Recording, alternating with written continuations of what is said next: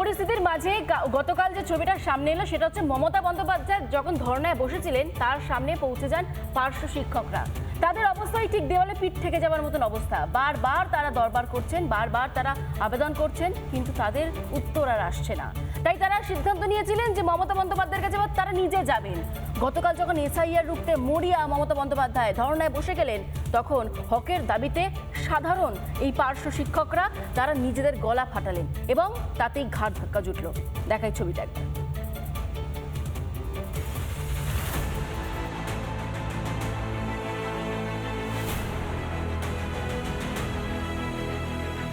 ধর্মতলা ধর্ণামঞ্চে বসে দিব্যি চলছিল এপাং ওপাং ঝপাং, কিন্তু সেই তাল কাটল।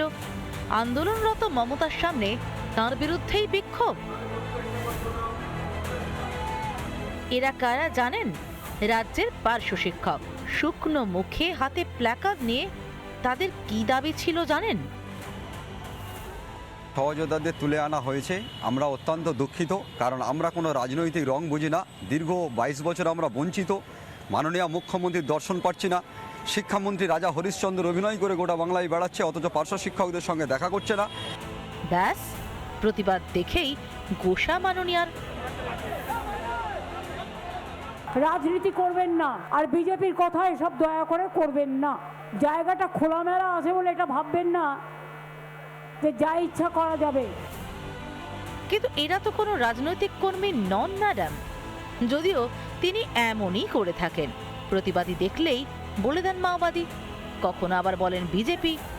কিন্তু এরা তো ন্যায্য হকের দাবিটুকু চাইতে গিয়েছিলেন, আর হক চাইলেই জুটবে ঘাড় ধাক্কা, তাই না?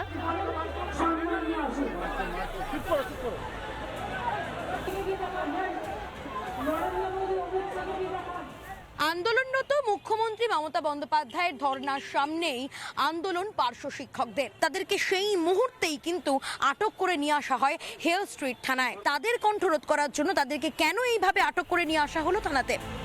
এদিনের ছবি বলে দিচ্ছে ক্ষোভ দমাতে পারছেন না মাননীয়া। গোটা ঘটনায় মমতার সরকারকে তীব্র সমালোচনা করেছে বিজেপি। উনি যদি সত্যি জনগণের নেত্রী হন, তাহলে জনগণের বক্তব্য শোনা উচিত। আজকে এখন পার্শ্ব শিক্ষকদের চাকরি চলে গেছে, ওরা গেছে। এরপরে তো শুনছি ডিএ যারা ডিএ পায়নি তারা যাবে। ওনাকে এটা ফেস করতে হবে, কারণ মানুষ যেভাবে এফেক্টেড হয়েছে বাংলায়, আশাকর্মীরা যাবে শুনছি। এতজনকে কি উনি উত্তর দেবেন? তারপরে না ওনার বক্তব্য শোনা যাবে। আসলে মাননীয়ার কাছে রাজ্যের একমাত্র সমস্যা এসআইআর। এর সঙ্গে নিজের গদি জড়িয়ে আছে, তাই আর কোনো সমস্যা তিনি দেখতে পাচ্ছেন না।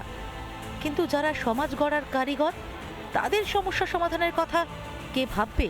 তাদের অভাব কে মেটাবে? বেতন না পেয়ে তারা রাস্তায় নেমে এসেছেন।